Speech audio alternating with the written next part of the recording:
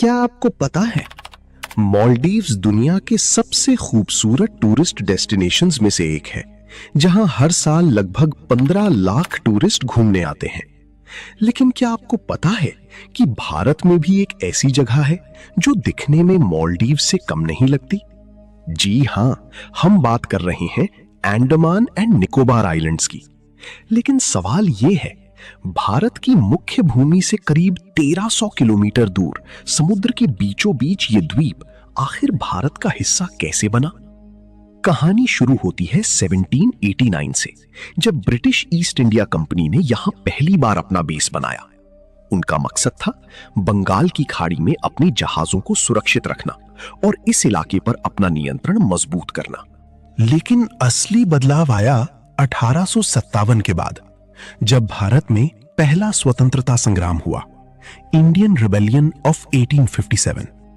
इस विद्रोह के बाद अंग्रेजों को ऐसी जगह चाहिए थी जहां वो क्रांतिकारियों को मुख्य भूमि से दूर रख सकें, और अंडमान उनके लिए परफेक्ट था। चारों तरफ समंदर, भागना लगभग नामुमकिन।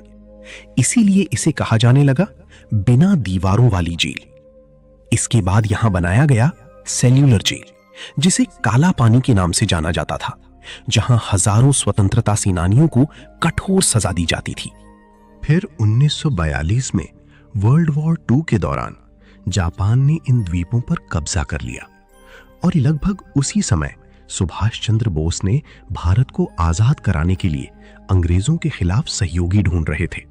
वो जर्मनी और फिर जापान पहुंचे, जहां उन्होंने आजाद हिंद फौज बनाई और जापान से समर्थन हासिल किया। क्योंकि जापान भी उस समय ब्रिटेन के खिलाफ लड़ रहा था, इसलिए उसने नेताजी का साथ दिया, और जापान ने इन द्वीपों पर कब्जा करने के बाद उन्हें नेताजी सुभाष चंद्र बोस को सौंप दिया।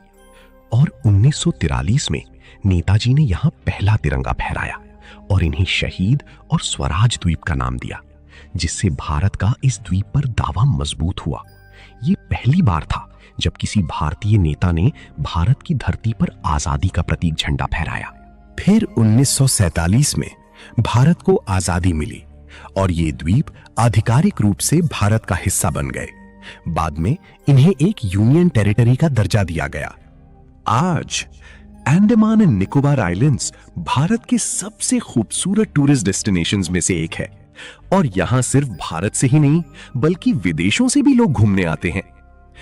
यहां आपको मिलते हैं नीले समंदर, सफेद रेत वाले बीचेस, घने जंगल और अमेजिंग मरीन लाइफ। यहां की राजधानी है पोर्ट ब्लेयर, और फेमस प्लेसेस में शामिल हैं हैवलॉक आइलैंड, राधानगर बीच, जहां स्कूबा डाइविंग, स्नॉर्कलिंग और वाटर स्पोर्ट्स का एक्सपीरियंस दुनिया के बेस्ट डेस्टिनेशंस जैसा होता है। तो अंडमान सिर्फ एक खूबसूरत जगह ही नहीं, बल्कि भारत के इतिहास, संघर्ष और बलिदान की पहचान भी है। क्या आप यहां घूमना चाहेंगे? कमेंट में जरूर बताइए।